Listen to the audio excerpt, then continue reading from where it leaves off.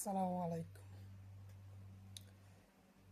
আমি কোনো রাজনীতিবিদও না, আমার কোনো শিক্ষাগত যোগ্যতাও নাই। আমি একজন সাধারণ মানুষ। তো আমি আজকে আমার নিজের কনফিডেন্স থেকে কিছু কথা বলবো। সেটা হচ্ছে ডক্টর মোহাম্মদ ইউনূসকে নিয়ে। দেখেন, ডক্টর মোহাম্মদ ইউনূস একজন ভালো লোক, সৎ লোক, এটা আমি জানি, আপনারা জানেন, তো দেশের জনগণ জানে, সারা বিশ্বের মানুষ জানে। আর যারা ওনাকে এখন পদত্যাগ করার জন্য বাধ্য করতেছে তারাও জানে যে উনি একজন ভালো লোক। উনি বলছে ডিসেম্বর থেকে জুনের মধ্যে নির্বাচন দিবে, উনি নির্বাচন দিবে। এটা তাদেরও ভরসা আছে যারা ওনাকে এখন পদত্যাগ করার জন্য বাধ্য করতেছে। ওনাদের ভরসা নাই কার উপর, সেটা আমি আপনাদের বলবো। ওনাদের ভরসা নাই ওনাদের নিজের যে দলীয় নেতা ফেতা আছে তাদের উপরে। কারণ একটা সময় ছিল ওনাদের তখন বাংলাদেশের জনগণের সমর্থন ছিল প্রায় কমসে কম 70 থেকে 80%। জুলাই অভ্যুত্থানের পরে, যে ছাত্ররা আন্দোলন করার পরে, ডক্টর মোহাম্মদ ইউনূস ক্ষমতায় আসার পরে ওনাদের যে ওনাদের যে নেতা ফেতারা, ওনার এমন লুটপাট, চাঁদাবাজি, সন্ত্রাসগিরি শুরু করছে, আস্তে আস্তে তাদের সমর্থন আস্তে আস্তে কমাইতেছে। তো ওনাদের ডট হয়েছে, তাদের ডটটা ওইখানেই। ডক্টর মোহাম্মদ ইউনূস যদি আপনার এই ডিসেম্বর থেকে জুনের মধ্যে ইলেকশন দেই, আর তার ওই দিনগুলো যদি ওনাদের অপেক্ষা করতে হয়, তাহলে ওনাদের নেতা ফেতারা যা শুরু করছে, তো ওনাদের ক্ষমতায় আসাটা ওনারা নিশ্চিত মনে করতে পারতেছে না। তাই ওনারা অতি তাড়াতাড়ি দ্রুত নির্বাচন চাইতেছে। ওনাদের মূল উদ্দেশ্য হচ্ছে ওইটা। ওনাদের কোনো অন্য কোনো উদ্দেশ্য নাই। ওনারাও জানে যে ডক্টর মোহাম্মদ ইউনূস অনেক ভালো লোক। উনি যে বলছে ডিসেম্বর থেকে জুনের মধ্যে ইলেকশন দিবে, উনি ইলেকশন দিবে।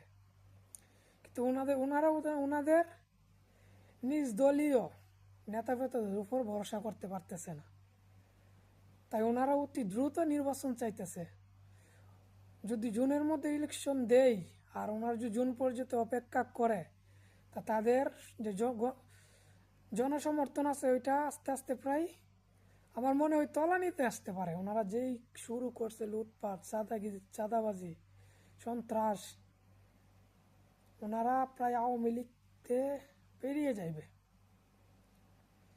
তাই আমি বলি কি, আপনারা নিজেদের উপর ভরসা রাখুন, নিজের দলীয় নেতা ফেতাদের বোঝান, আর আপনারা ডক্টর মোহাম্মদ ইউনূসকে একটু কাজ করার সুযোগ দেন।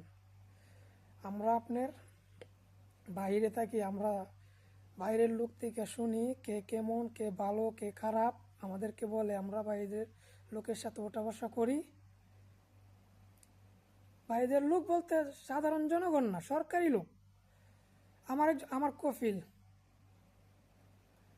কফিল একজন সিআইডি, বুঝছেন। ওই দিন কথায় কথায় উঠছে আমার ডক্টর মোহাম্মদ ইউনূস যখন আপনার কাতার আসছিল, তখন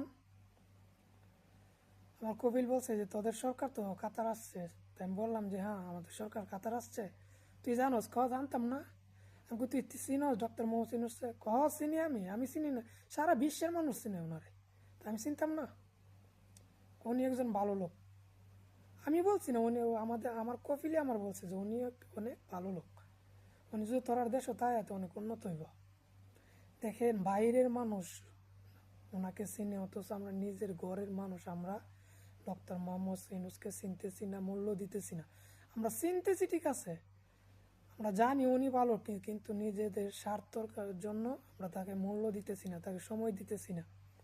তো আমাদের উচিত সবাইকে একটু ধৈর্য ধারণ করা, সবাইকে একটু অপেক্ষা করা, ওনাকে একটু কাজ করার সুযোগ দেওয়া। ইনশাল্লাহ উনি যা বলে তাই করবো ইনশাল্লাহ। আশা করি ওনার কথার কোনো বরখেলাপ হবে না।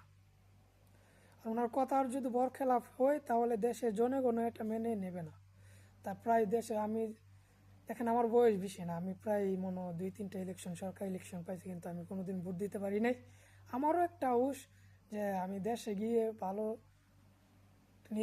সুষ্ঠু নির্বাচন দেব, নিজের একটা ভোট নিজের দলের পছন্দ মতো দলকে দিব ইনশাল্লাহ। আপনারা ধৈর্য ধরেন, ওনাকে একটু কাজ করার সুযোগ করে দেন, দেখেন উনি আপনাদেরকে নিরাশ করবে না ইনশাল্লাহ। সবাই ভালো থাকবেন।